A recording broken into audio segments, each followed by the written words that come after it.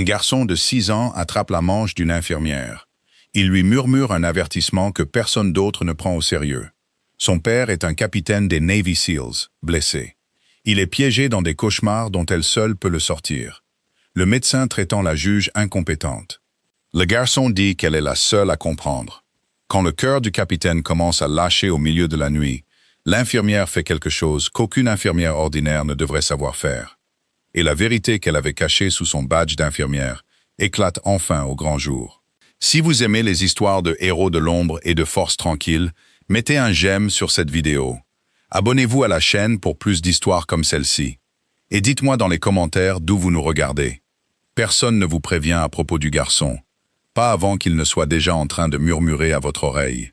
Reese Calloway était accroupie près du lit 204. Elle vérifiait un brassard de tensiomètre qui n'en avait pas besoin. C'est alors qu'Ellie Ward, 6 ans, a tiré sur sa manche et s'est penché vers elle. « Il fait du mal à papa quand tu pars, dit-il. À chaque fois, tu dois rester. » Elle n'a pas tressailli. Tressaillir était une habitude qu'elle avait bannie de son corps il y a des années, dans des endroits qui n'étaient pas des hôpitaux. « Je ne vais nulle part, mon grand, dit-elle, en gardant une voix légère. Ton père est en sécurité ici. » Ellie n'avait pas l'air convaincu. Il n'avait jamais l'air convaincu. Il dormait dans le fauteuil inclinable familial à côté du lit de son père depuis 4 nuits. Et chacune de ces nuits, Ree avait été le seul membre du personnel qu'il laissait s'approcher de lui. De l'autre côté de la pièce, le docteur Nathaniel Pierce observait les bras croisés. C'était sa façon de la regarder, toujours, comme si elle était une tâche sur son service autrement impeccable. Mademoiselle Calloway. Il a prononcé son nom comme s'il avait un mauvais goût. Un mot, quand vous aurez fini de jouer à l'interprète pour le fils du patient. Reese se redressa. Blouse d'un bleu cobalt vif, cul de cheval serré, badge d'identification tourné dans le bon sens. Rien chez elle ne laissait penser qu'elle était autre chose qu'une infirmière. C'était le but. Bien sûr, docteur. Elle le suivit à 3 pas du lit, assez près pour qu'Ellie puisse encore la voir. Assez loin pour que le garçon n'entende pas le ton que Pice réservait aux gens qu'il considérait comme inférieurs. Les signes vitaux du capitaine Ward sont instables depuis 4 nuits.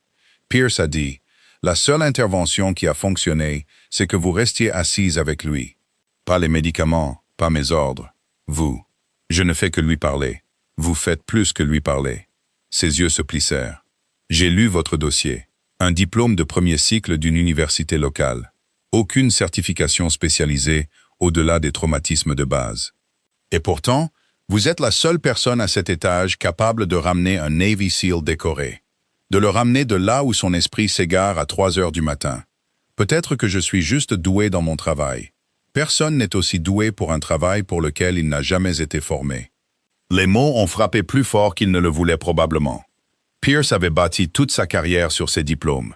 Johns Hopkins, 2 bourses de recherche, un mur de diplômes encadrés qu'il ne laissait personne oublier. Il ne faisait confiance à rien qu'il ne pouvait rattacher à un diplôme.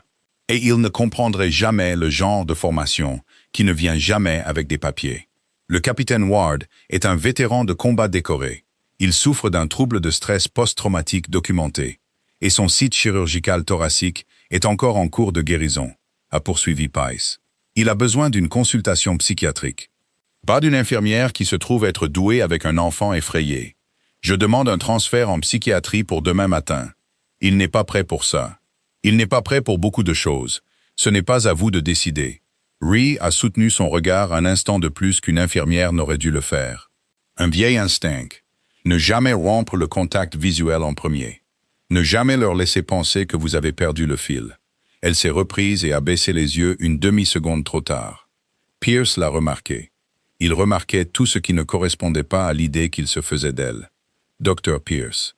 L'infirmière Priya Anand a passé la tête à travers le rideau. Le moniteur du lit 204 fait quelque chose de bizarre. Ree était déjà en mouvement avant que Priya ait fini sa phrase. Le capitaine Ethan Ward était allongé dans le lit exactement comme il l'avait été pendant 4 nuits. Perfusion scotchée à sa main, pansement thoracique visible au-dessus de sa blouse, là où une incision de thoracotomie partielle guérissait d'une opération qui lui avait sauvé la vie 1 semaine plus tôt. 45 ans, 9 déploiements, un grade qui faisait taire la plupart du personnel en lisant son dossier. Ses yeux étaient ouverts, mais ce n'était pas le bon type d'ouverture. « Capitaine. » Rhee a gardé sa voix basse. De la même manière qu'elle avait appris à parler aux hommes dont le corps était présent, mais l'esprit complètement ailleurs. « Capitaine Ward, vous êtes à Cedar Point. Vous êtes en sécurité. » Il ne l'entendit pas. Sa main trouva le rail du lit et s'y agrippa, les jointures blanches. Sa respiration devint courte et saccadée. Le moniteur derrière lui grimpait. Fréquence cardiaque 138, puis 144, puis 151. « Ellie, recule un peu pour moi, chérie, » dit Rhee. Et à son soulagement, le garçon obéit instantanément. Il se retira vers l'embrasure de la porte où Priya le rattrapa par les épaules. Peace arriva au rideau une demi-seconde plus tard, cherchant déjà le bouton d'appel. Il est en tachycardie. J'appelle une intervention rapide. Attendez. Rhee ne le regarda pas. Elle observait les mains de Ward, la façon dont ses doigts avaient commencé à bouger contre le rail, dans un rythme trop précis pour être aléatoire. 3 coups, pause. 2 coups, pause. N'importe qui d'autre aurait appelé ça un tremblement. Ce n'était pas un tremblement. C'était un signal de détresse. Le genre de signal ancré si profondément chez les opérateurs qu'il survit même quand le reste de l'esprit s'éteint. Capitaine Ward. Elle tendit la main et posa sa paume à plat contre son sternum. Une pression ferme. Aucune hésitation. Contrôle de statut. Vous n'êtes pas sur le terrain. J'ai besoin que vos yeux soient sur moi. Sa tête se tourna vers sa voix. Comme si quelque chose en lui reconnaissait la cadence avant que son esprit conscient ne rattrape le coup. Respirez avec moi. Inspirez sur 4 temps. Elle compta. Sa poitrine se souleva sous sa main, tremblante, mais elle se souleva. Tenez sur 4 temps. Pierce s'était immobilisé derrière elle, son téléphone à moitié levé. Il regardait quelque chose pour lequel il n'avait clairement pas de nom. Expirez sur 4 temps. Le moniteur affichait des chiffres en baisse. 148, 139. Pas rapide, mais dans la bonne direction. Et les yeux de Ward se sont enfin concentrés. Ils se sont finalement posés sur son visage, au lieu de n'importe quel champ de bataille où son esprit l'avait ramené. « Vous allez bien », dit Rhee doucement. « Vous êtes à l'hôpital. Votre fils est juste dehors. Vous êtes en sécurité. » Son souffle sortit de lui en un frisson. Et pendant une seconde de vulnérabilité, quelque chose dans son expression se brisa. Une reconnaissance. Pas de la pièce, mais d'elle, de la voix, des mains. Puis ce fut parti, enfoui sous l'épuisement. Et il s'affaissa contre les oreillers. Rhee se redressa, retirant sa main, retrouvant une posture plus douce, plus ordinaire. Mace Pierce la fixait toujours, et cette fois, le regard sur son visage n'était pas du mépris. C'était de la suspicion. « Ce n'est pas une technique de désescalade que j'ai déjà vue utilisée dans ce service, » dit-il lentement. « Ça a marché. Ce n'est pas une réponse. C'est la seule que vous obtiendrez pour l'instant, docteur. Votre patient a besoin de repos. » Elle ajusta la couverture de Ward, vérifia le moniteur une dernière fois. Et elle ne donna pas à Pierce la satisfaction de voir sa main trembler. Parce qu'elle ne tremblait pas. Elle ne tremblait jamais quand ça comptait. Seulement après. Dans l'embrasure de la porte, Ellie la regardait avec une expression bien trop vieille pour un visage de 6 ans. Il avait vu ça chaque nuit cette semaine. Et chaque nuit, il n'avait rien dit à personne d'autre qu'à elle. « Tu as fait le truc de la respiration », murmura-t-il quand elle l'atteignit. « C'est ça qui l'arrête. C'est juste une technique, mon grand. Où l'as-tu apprise ?» Rhee s'accroupit à sa hauteur. De la même manière qu'elle s'était accroupie 100 fois auparavant pour vérifier des brassards de tensiomètre qui n'en avaient pas besoin. « Il y a longtemps, dit-elle. De la part de gens qui en avaient plus besoin que la plupart. C'était vrai. Ce n'était juste pas le genre de vérité qu'elle était autorisée à expliquer. Derrière elle, Pice observait toujours, composant déjà le rapport qu'il avait l'intention d'écrire. Et quelque part dans le couloir, un chariot de fournitures passa bruyamment. Il transportait le genre de bruit d'hôpital ordinaire qui permettait d'oublier, pendant quelques heures, que Reese Calloway n'avait pas toujours été infirmière, qu'elle avait été un jour la raison pour laquelle des hommes comme Ethan Ward rentraient chez eux. Au matin, Pice avait un plan. Et les plans faits par des hommes comme Pierce arrivaient toujours déguisés en inquiétude. « Transfert psychiatrique effectif cet après-midi », dit-il à l'infirmière en chef pendant la tournée. Assez fort pour que la moitié de l'étage l'entende. Les épisodes du capitaine Ward s'intensifient. Il a besoin d'un environnement contrôlé avec du personnel de santé comportementale formé, pas d'une unité de traumatologie générale. Rhys se tenait au chariot de médicaments, le dos tourné vers lui. Ses mains étaient stables sur une seringue qui n'avait pas besoin d'être aussi stable. « Il est à 5 jours post-opératoire d'une thoracotomie partielle », dit-elle sans se retourner. Le déplacer déstabilise le site chirurgical et l'environnement dans lequel il se stabilise. Vous échangeriez un risque contre un autre. Je suivrai le protocole. Le protocole ne le connaît pas. Et vous, si. La voix de Pierce devint plus aiguë. C'est précisément ma préoccupation, mademoiselle Calloway. Vous êtes devenu le principal point de stabilité de ce patient, et je ne comprends pas pourquoi. Et les choses que je ne comprends pas dans mon service me rendent nerveux. Elle ne répondit pas à cela. Il n'y avait pas de réponse qui n'ouvrirait pas une porte qu'elle devait garder fermée. Il y a 9 ans, Rhys Calloway n'existait pas.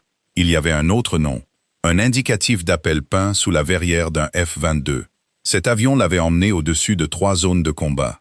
Puis une extinction de compresseur et une mauvaise éjection au-dessus d'un territoire hostile ont mis fin à cette version de sa vie. En environ 4 secondes, elle se souvenait du parachute s'ouvrant trop vite, du sol arrivant de travers, de la cicatrice de brûlure sur son avant-bras qui lui faisait encore mal par temps froid, d'une fusée éclairante qui avait explosé trop près pendant la récupération. Elle se souvenait du secouriste pararescue qui l'avait stabilisé. Sa voix basse et régulière comptant ses respirations, exactement comme elle comptait maintenant celle de Ward. Parce que cette voix lui avait sauvé la vie. Et elle a ensuite passé 2 ans en formation polyvalente. Elle apprenait à être cette voix pour quelqu'un d'autre. Le travail de liaison pour la recherche et le sauvetage au combat lui avait appris des choses qu'un programme de soins infirmiers d'une université locale ne lui apprendrait jamais. Comment lire les mains d'un homme avant que ses yeux ne vous disent quoi que ce soit? Comment trouver un pouls à travers la panique? Comment maintenir le cœur de quelqu'un en état de battre dans des conditions qu'aucun manuel ne prévoyait? Elle avait laissé l'uniforme derrière elle il y a 3 ans. Après un sauvetage qui s'était bien passé pour tout le monde, sauf pour la partie d'elle, qui dormait autrefois toute la nuit.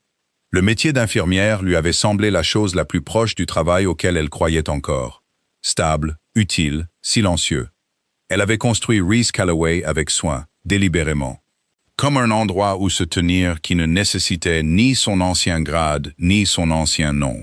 Le programme de soins infirmiers avait été presque embarrassant de facilité par rapport à ce qui avait précédé.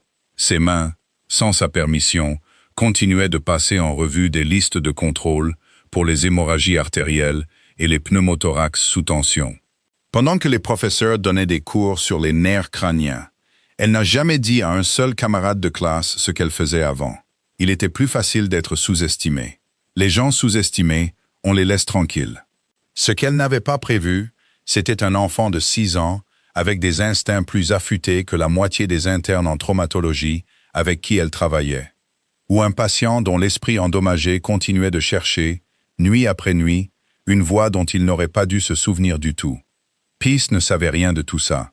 Price savait juste que les résultats ne correspondaient pas au CV, et les hommes qui avaient passé toute leur carrière à faire leurs preuves sur le papier ne faisaient jamais confiance aux résultats qui se passaient de paperasse.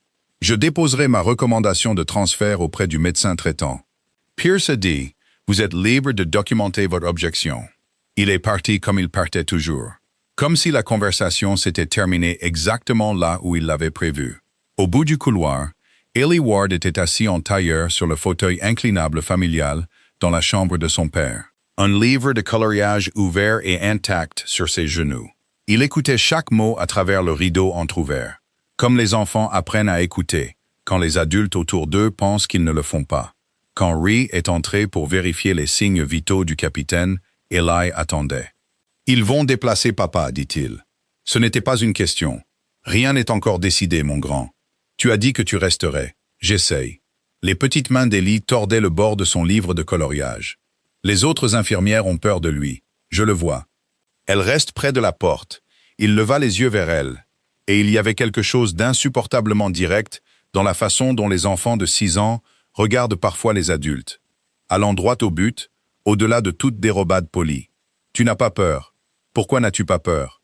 Rhys jeta un coup d'œil au capitaine Ward, endormi pour l'instant, sa poitrine se soulevant au rythme lent et régulier d'un repos épuisé, une main encore lâchement recroquevillée sur le côté, comme la main d'un homme se referme sur une arme qui n'est plus là. « Parce que j'ai déjà vu ça. dit-elle avant de pouvoir se retenir. Vous quoi? Laisse tomber. Viens, aide-moi à vérifier sa tension. Tu peux tenir le brassard. C'était une distraction, et une distraction facile. Mais Ellie a mordu à l'hameçon. Il a glissé du fauteuil avec le sérieux d'un enfant beaucoup plus âgé à qui on a confié une tâche importante. Reese a enroulé le brassard autour du bras de son père et a laissé le garçon appuyé sur le bouton. Elle a regardé son visage s'illuminer d'une fierté tranquille au bourdonnement de la machine. Pendant un instant, la pièce semblait presque ordinaire. Une infirmière, un garçon, un patient en convalescence, des chiffres grimpant régulièrement sur un écran, rien qui n'appartenait à aucun dossier, rien que Pierce ne pourrait brandir comme preuve de quoi que ce soit. Puis la petite voix d'Ellie brisa à nouveau le silence, plus douce cette fois. Comme s'il se préparait à dire quelque chose qu'il portait en lui depuis des jours. Il crie un nom parfois la nuit, quand il est coincé dans le mauvais endroit. Les mains de Reese se figèrent sur le brassard de tensiomètre. Quel nom? Ellie fronça les sourcils, se concentrant. Comme le font les enfants quand ils essayent de dire quelque chose exactement comme il faut pour quelqu'un qui compte pour eux. Ce n'est pas un vrai nom, dit-il. C'est comme un mot de code. Il l'a redit la nuit dernière. Juste avant que tu n'entres et que tu fasses le truc de la respiration. Il leva les yeux vers elle, petit et solennel. Tu sais ce que ça veut dire? Reese garda son visage très immobile. De la manière dont elle l'avait entraîné à rester immobile, lors des débriefings, des dépositions, et de chaque conversation depuis, qui pourrait défaire tout ce qu'elle avait construit. Je ne sais pas, mentit-elle. C'est peut-être juste un mot de rêve. Mais elle savait. Elle avait su dès que la bouche d'Ellie avait commencé à former le son, avant même qu'il ait fini de le prononcer.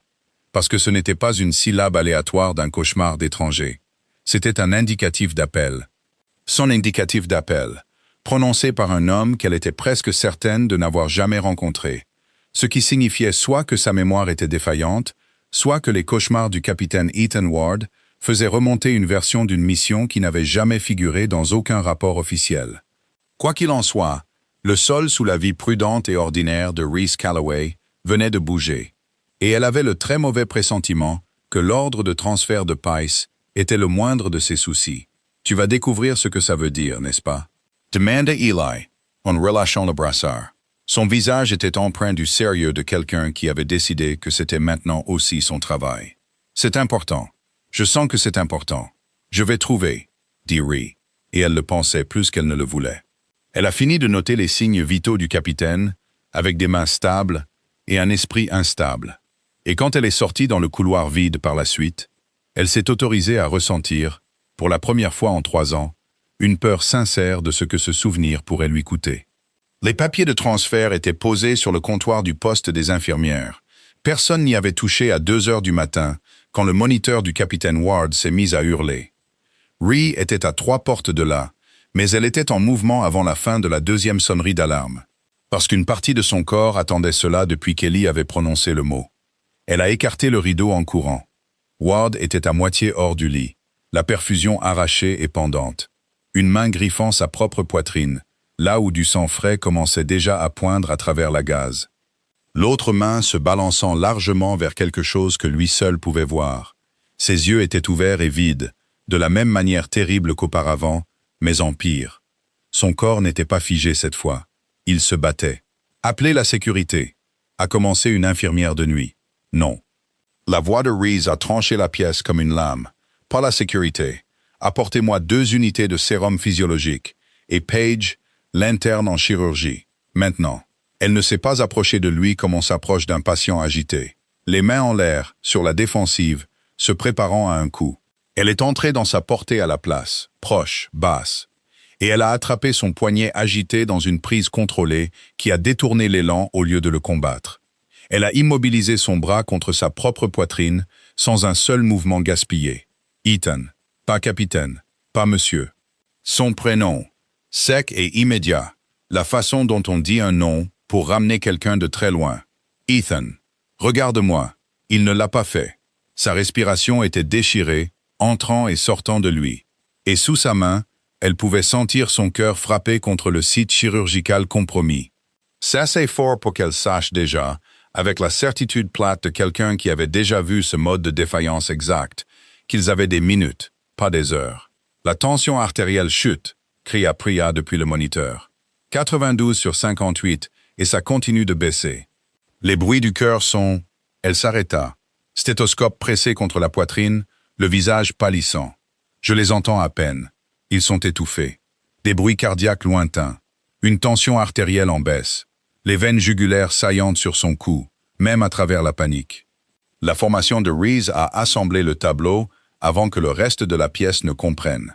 Du sang s'accumulant dans le sac péricardique autour de son cœur, probablement à cause du stress sur le site chirurgical en guérison, comprimant la chambre à chaque battement jusqu'à ce que le cœur ne puisse tout simplement plus se remplir. Tamponade cardiaque, et ça le tuerait avant même que l'équipe chirurgicale ait eu le temps de se préparer. Elle avait vu ce mode de défaillance exactement une fois auparavant, sur ce même flanc de montagne, des années plus tôt. Un homme différent, une blessure différente, la même terrible arithmétique d'un cœur, se noyant dans son propre sang. Pendant que tout le monde autour se disputait sur le protocole, elle n'avait pas eu d'échographe à l'époque. Elle n'avait pas eu de champ stérile, de chariot d'urgence ou de renfort arrivant en quelques minutes au lieu de quelques heures. Elle avait eu un couteau de combat, un bout de tuyau, et environ 90 secondes pour décider si le protocole ou la survie importait le plus. Ce soir, au moins, elle avait de meilleurs outils. La décision était exactement la même.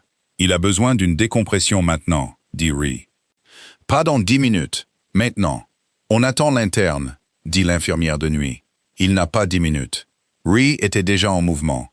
Une main toujours appuyée contre l'épaule de Ward, le maintenant immobile avec une technique de point de pression qui n'avait rien à voir avec un manuel d'infirmière. L'autre main cherchant le chariot d'urgence. Priya, prépare un plateau de péricardiosynthèse, de la bétadine, une aiguille spinale de calibre 18, et apporte-moi l'échographe s'il est dans la pièce. Vous ne pouvez pas. L'infirmière de nuit a recommencé. Regardez-moi faire. Les portes s'ouvrirent violemment derrière elle. Pierce en blouse et une blouse blanche à moitié boutonnée, convoqué par l'alarme. Il a saisi la scène d'un seul regard furieux. Que se passe-t-il dans mon tamponade cardiaque post-thoracotomie en décompensation en temps réel, a dit Ree, sans lever les yeux. Ses mains bougeaient déjà avec une économie de mouvement qui n'avait rien à faire près d'une certification d'infirmière générale. J'ai besoin que cette pièce soit vidée de toute personne qui n'aide pas. Vous n'êtes pas autorisé à effectuer une procédure cardiaque invasive. Alors faites-le, docteur. Maintenant. Ou alors reculez et laissez-moi faire, parce que dans environ 90 secondes, le cœur de cet homme s'arrêtera. Et je vous promets qu'une enquête pour faute professionnelle est un meilleur résultat qu'un patient mort. La pièce est devenue très silencieuse. Le genre de silence qui a un poids. Pierce a regardé Ward, gris, haletant. L'alarme de tension artérielle hurlant un chiffre qui continuait de grimper dans le mauvais sens.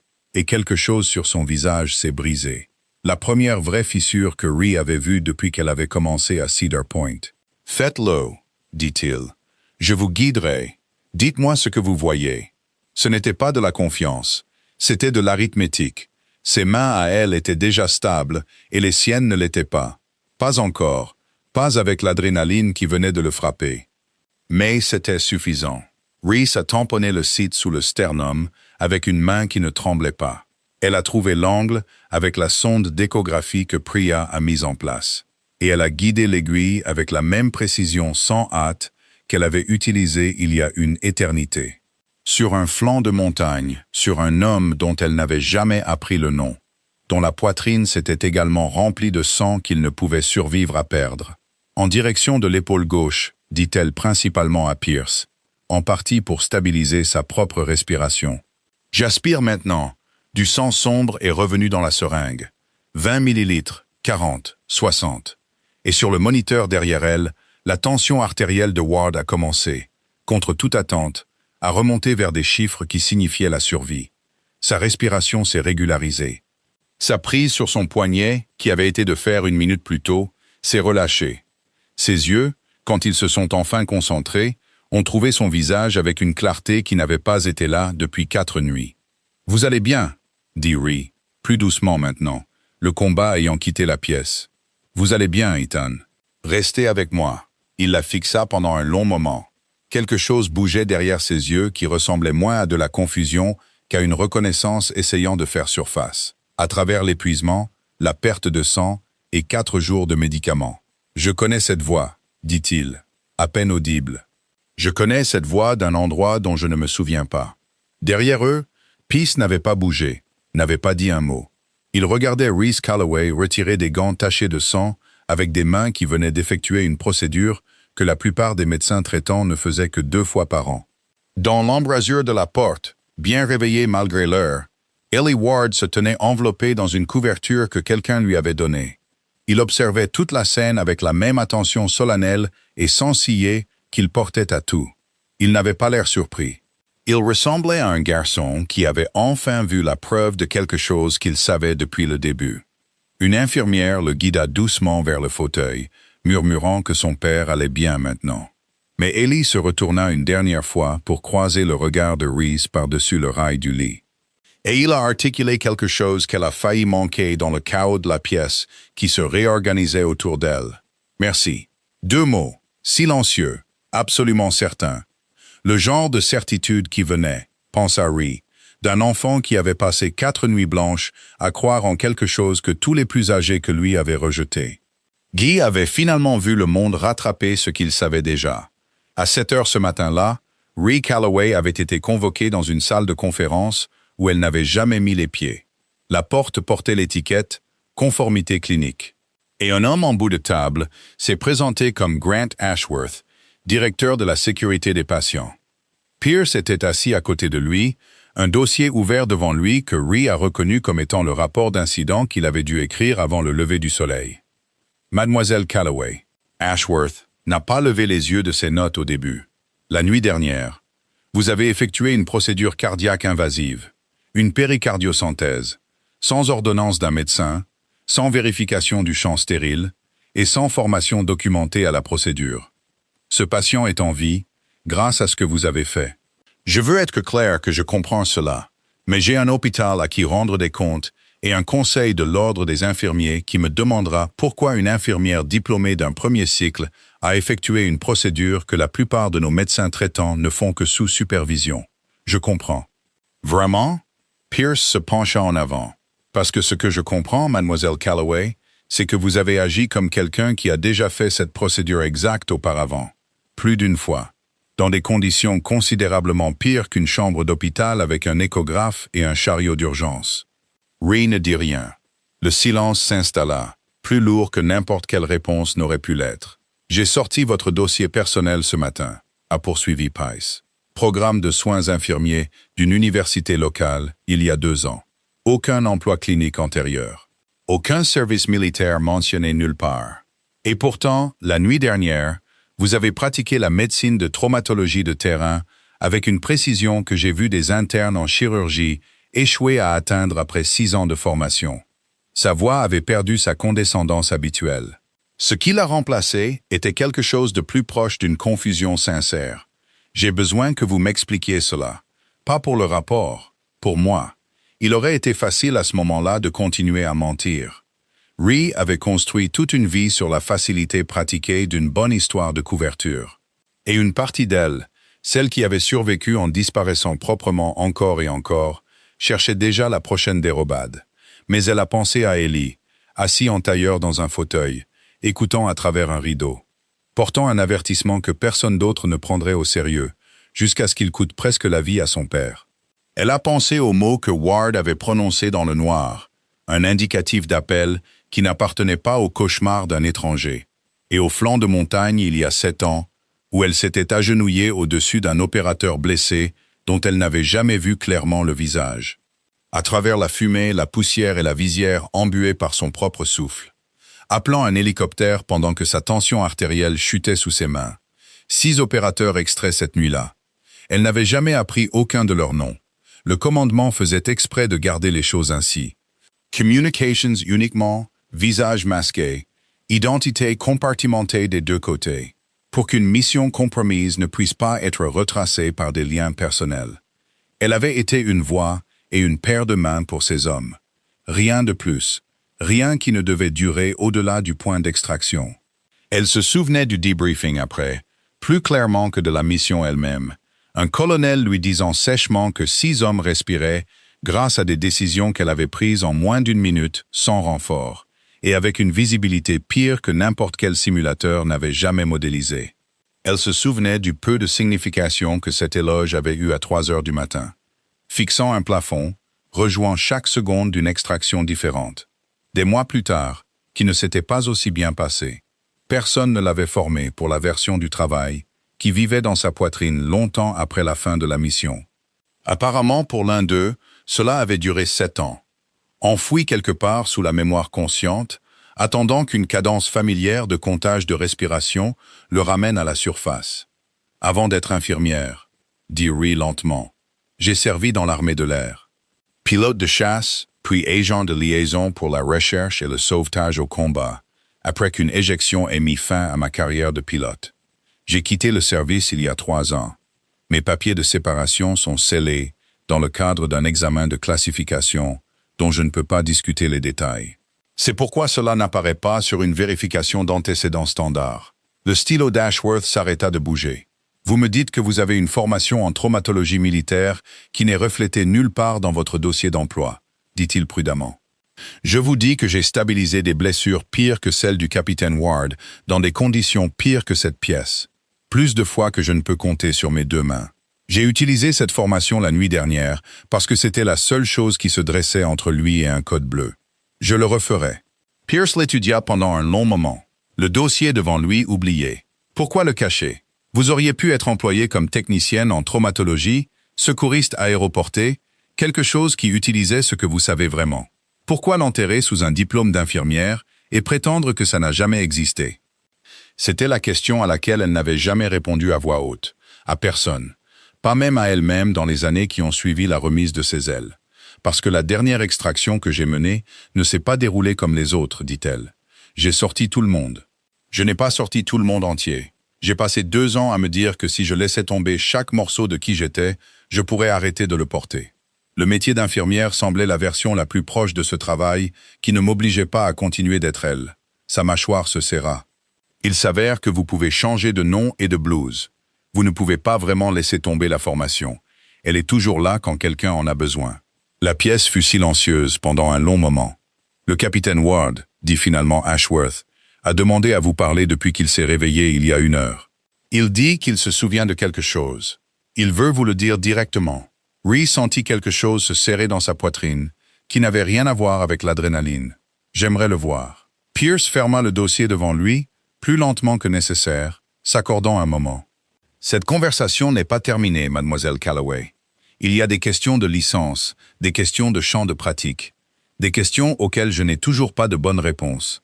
Il s'arrêta à la porte, et pour la première fois depuis que Rhee l'avait rencontré, sa voix sortit sans aucune aspérité.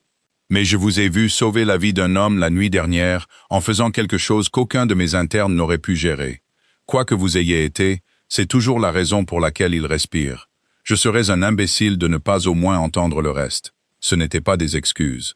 De la part d'un homme comme Pierce, Rhee soupçonnait que c'était ce qui s'en approchait le plus. Au bout du couloir, après le poste des infirmières et le livre de coloriage, toujours ouvert sur le fauteuil familial, le capitaine Ethan Ward était assis dans son lit pour la première fois en 5 jours. Alert, concentré, son fils blotti contre lui avec la satisfaction féroce d'un garçon qui avait eu raison sur quelque chose que personne n'écoutait. « La voilà », dit Ellie, tirant sur la manche de son père, exactement comme il avait tiré sur la sienne il y a une éternité, hier après-midi. « Je te l'avais dit. Je t'avais dit qu'elle saurait. » Le capitaine Ward avait l'air différent, réveillé et stable, qu'il ne l'avait été en 4 nuits de sommeil fragmenté.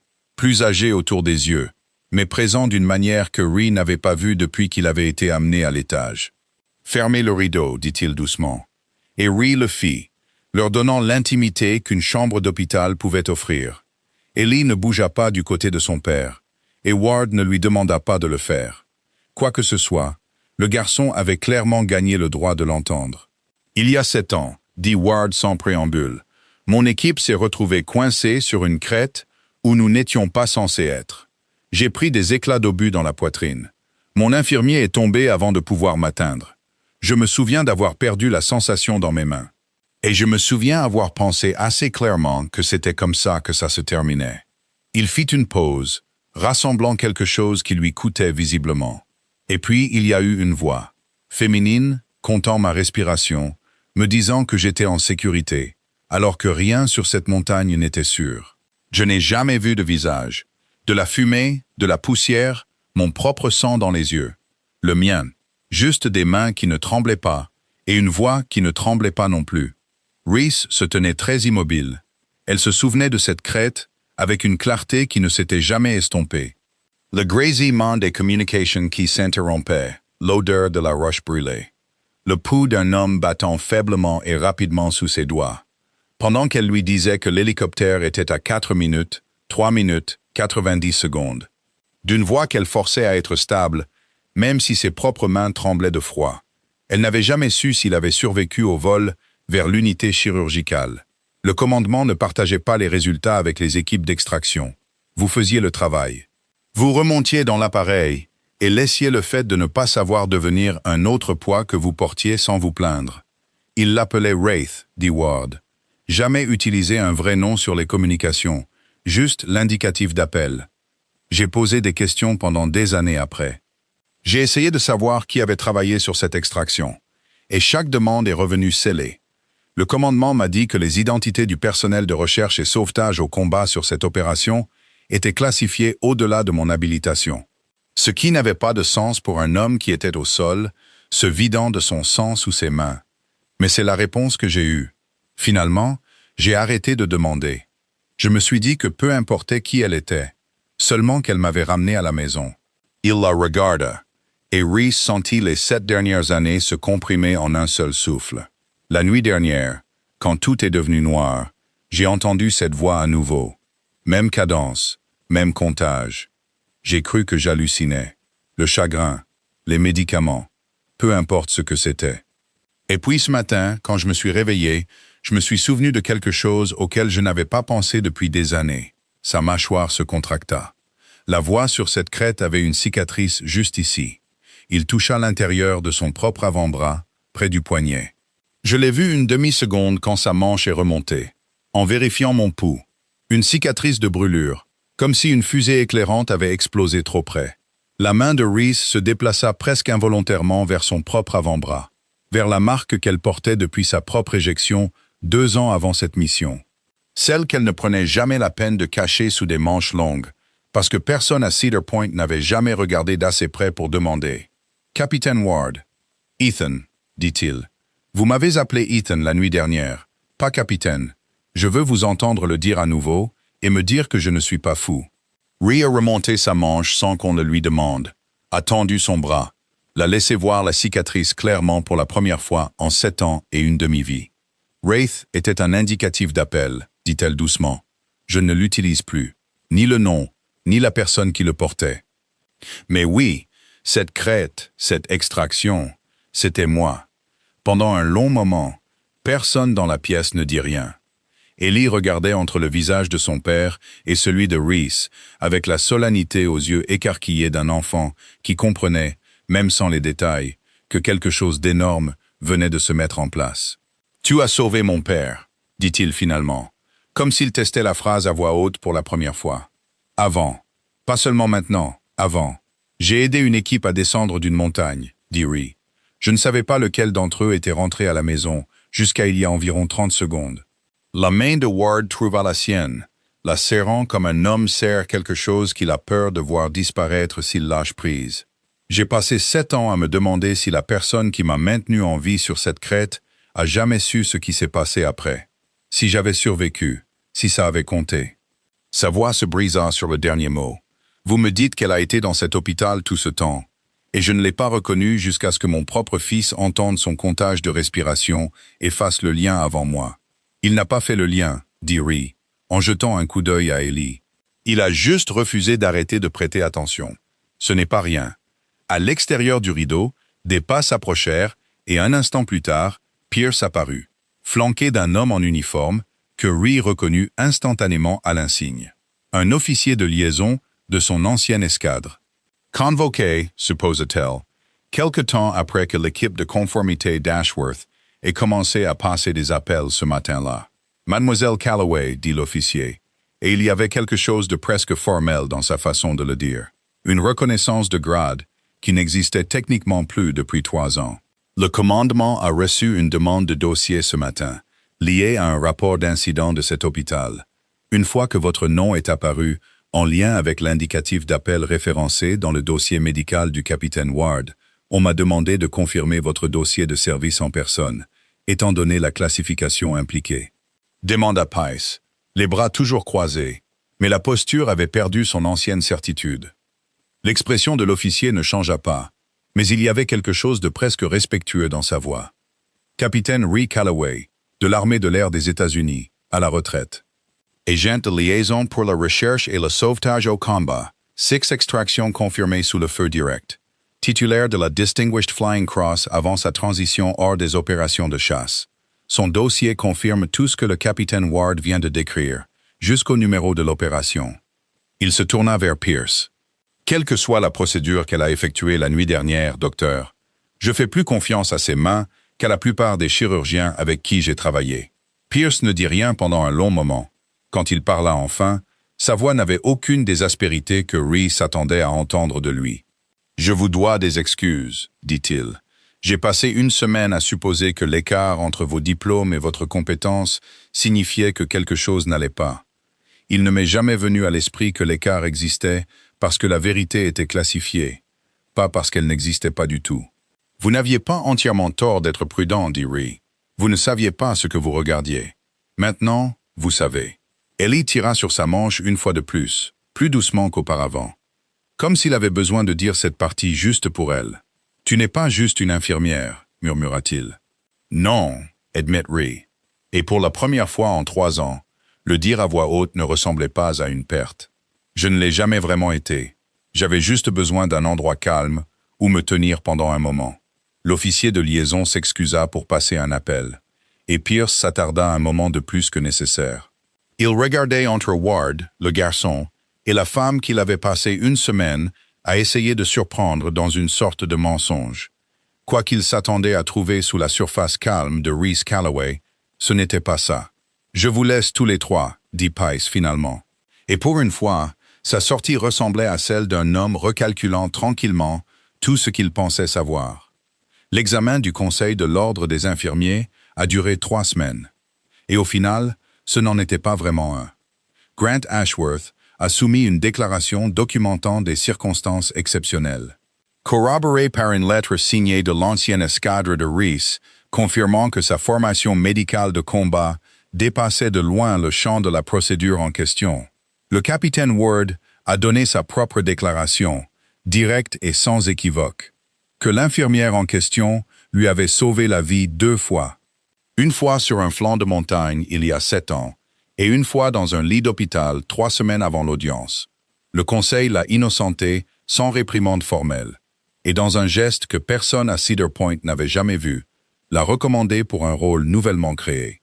Liaison clinique pour les soins de traumatologie des vétérans et des opérateurs, relevante conjointement de l'administration des soins infirmiers et du docteur Nathaniel Pierce. Peace ne s'était pas opposé à la recommandation. Il l'avait écrite. L'audience elle-même fut presque sans histoire. Une pièce sans fenêtre, un panel de 3 personnes, une pile de dossiers qui racontaient une histoire qu'aucun d'eux ne s'attendait à lire. Ree a traversé cela avec la même immobilité qu'elle avait eue lors de chaque débriefing de son ancienne vie. Répondant simplement, tandis que la déclaration d'Ashworth et la confirmation de l'officier de liaison faisaient la plupart du travail pour elle. Personne n'a posé de questions sur le flanc de montagne. Les résultats parlaient assez clairement d'eux-mêmes. « Vous aurez toujours une charge de patient régulière, » lui dit-il, le jour où le poste a été finalisé. Debout dans un couloir qui ne ressemblait plus à un territoire ennemi.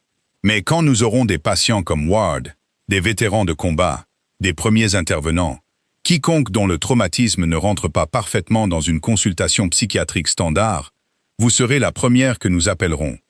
J'aurais dû vous appeler en premier dès le début. J'étais trop occupé à être impressionné par mon propre diplôme pour remarquer la personne qui faisait réellement le travail.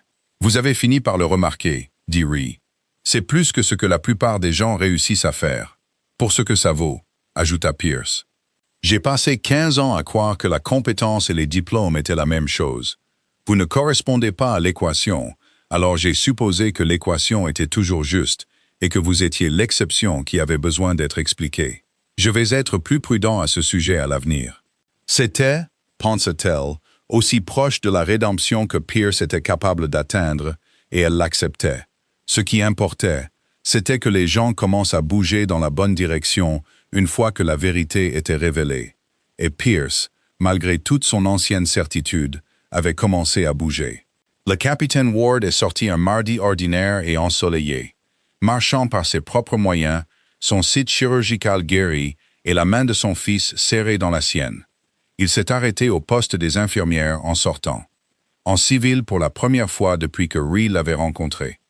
Ressemblant moins à un patient et plus à l'homme qu'il devait être avant qu'une crête et une extinction de compresseur ne leur aient pris quelque chose à tous les deux. « Je vous ai cherché, dit-il, une fois que j'avais un nom à chercher. Distinguished Flying Cross, 6 extractions sous le feu. Vous n'avez jamais dit à personne dans cet hôpital quoi que ce soit de tout ça. Ce n'était pas pertinent pour changer des poches de perfusion. C'était pertinent pour tout. » Il secoua la tête, quelque chose entre un rire et de l'incrédulité. « Ça fait 7 ans que j'essaie de remercier une voix à laquelle je ne pouvais pas mettre de visage. Je n'aurais jamais imaginé pouvoir le faire en personne, dans un couloir d'hôpital avec mon fils, juste là. Vous n'avez pas à me remercier. Je sais que je n'ai pas à le faire. Je vais le faire quand même. » Il tendit la main et Ree la serra. Et quelque chose s'installa entre eux qui n'avait pas besoin de plus de mots que ça. « Je veux que vous sachiez autre chose aussi, » ajouta Ward, plus doucement maintenant, en regardant son fils. « Ellie n'a pas dormi une nuit complète depuis que nous sommes rentrés du dernier déploiement, avant que cela n'arrive. Ses propres cauchemars. Les siens, pas les miens. À force de me voir traverser les miens une fois de trop. La nuit dernière a été la première fois en des mois qu'il a dormi 8 heures d'affilée. Il m'a dit que c'était parce qu'il savait enfin qu'il y avait quelqu'un qui l'attraperait. Quoi qu'il arrive ensuite, ce n'est pas une petite chose que vous lui avez donnée. Je ne pense pas que vous compreniez pleinement à quel point c'est grand. » Reese baissa les yeux sur Eli, qui faisait très délibérément semblant de ne pas écouter une conversation qu'il écoutait clairement de tout son corps. « Je pense que je le comprends un peu mieux que vous ne le pensez, » dit-elle. « Je sais ce que c'est d'avoir besoin que quelqu'un vous attrape et de n'avoir personne qui puisse le faire. Il n'aura pas ce problème, pas sous ma surveillance. » Ellie, pendant ce temps, s'était plantée juste devant elle, les bras croisés, dans une imitation presque parfaite de la façon dont Pice se tenait autrefois. Bien que sur un enfant de 6 ans, cela paraissait considérablement moins intimidant. « Tu vas continuer à travailler ici, n'est-ce pas ?» demanda-t-il, au cas où papa aurait encore besoin du truc de la respiration. « Je ne vais nulle part, mon grand. Je te l'ai promis le premier jour. Tu ne m'as pas dit non plus que tu pilotais des avions de chasse, » dit-il. Avec la trahison particulière d'un enfant qui se sent exclu de quelque chose d'énorme, je te le dis maintenant. Tu peux m'en parler? De tout. Pas la version ennuyeuse de l'hôpital, la vraie version. Reese s'agenouilla à sa hauteur, de la même manière qu'elle l'avait fait ce premier après-midi, en vérifiant un brassard de tensiomètre qui n'en avait pas besoin. Avant que tout cela n'éclate, une partie est encore classifiée, dit-elle. Mais je peux te dire la partie importante. La partie où un très courageux garçon de 6 ans a refusé d'arrêter de prêter attention, même quand personne ne le croyait. Et c'est la raison pour laquelle ton père est là aujourd'hui au lieu d'être dans un endroit bien pire. Ellie considéra cela avec la gravité d'un garçon pesant une grande responsabilité. Alors j'ai aidé à le sauver. Moi aussi. Tu as fait plus qu'aider. C'est toi qui as remarqué que quelque chose n'allait pas. Alors que chaque adulte dans ce bâtiment, y compris moi, était trop occupé à suivre le scénario habituel. Ça compte. Ce n'est pas une petite chose. Et ne laisse jamais personne te dire le contraire. Il rayonna. Et pendant un instant, il n'était plus qu'un enfant. Pas un gardien de nuit veillant sur les pires heures de son père. Juste un garçon fier de lui dans un couloir d'hôpital, le jour où tout le monde a enfin pu rentrer à la maison. Ree Calloway les a regardés sortir par les portes coulissantes ensemble, père et fils, dans la lumière ordinaire du jour. Et elle a senti quelque chose dans sa poitrine se desserrer. Quelque chose qui était resté serré depuis un flanc de montagne il y a 7 ans, et une carrière qu'elle avait essayé de plier assez petite pour l'oublier. Elle n'avait pas abandonné sa formation en changeant de nom. Elle le comprenait maintenant. Elle attendait juste que la bonne personne en ait à nouveau besoin. Et qu'un enfant assez courageux pour insister contre chaque adulte sceptique autour de lui que ce qu'il avait vu comptait. Certains avertissements ne viennent pas de briefings de renseignements ou de canaux classifiés. Parfois, ils viennent d'un garçon qui tire sur votre manche dans un couloir d'hôpital. Vous disant la seule chose vraie que personne d'autre n'écoutait assez attentivement pour l'entendre. Reese se retourna vers le service. Blouse bleu cobalt vif, queue de cheval, badge d'identification tourné dans le bon sens. Et elle alla voir son prochain patient, ne se cachant plus. Faisant enfin exactement le travail pour lequel elle avait toujours été destinée. Au grand jour, sous son propre nom. Fin. Le grade et le titre vous disent ce que quelqu'un a porté par le passé. Ils ne vous disent jamais de quoi cette personne est capable, ici et maintenant, quand ça compte. Reese Calloway a passé 3 ans à se cacher derrière un badge d'infirmière, parce qu'elle pensait qu'abandonner son ancienne vie signifiait aussi en abandonner le poids. Elle avait tort. La formation ne l'a jamais quittée. Elle attendait juste que quelqu'un en ait à nouveau besoin. Et il a fallu un garçon de 6 ans, ignoré par tous les adultes autour de lui, pour voir clairement ce que les adultes de cet hôpital ont mis 1 semaine à comprendre. Que les gens qui se présentent discrètement, qui continuent de prêter attention quand tout le monde s'arrête, sont très souvent ceux qui nous sauvent. Ne laissez pas un diplôme ou un titre décider pour vous qui mérite votre confiance. Faites attention à ce que quelqu'un fait réellement quand ça compte. Merci d'avoir regardé cette histoire. Si elle vous a touché, partagez-la avec quelqu'un qui a besoin de se rappeler que la force tranquille est toujours une force. Et abonnez-vous pour plus d'histoires comme celle-ci.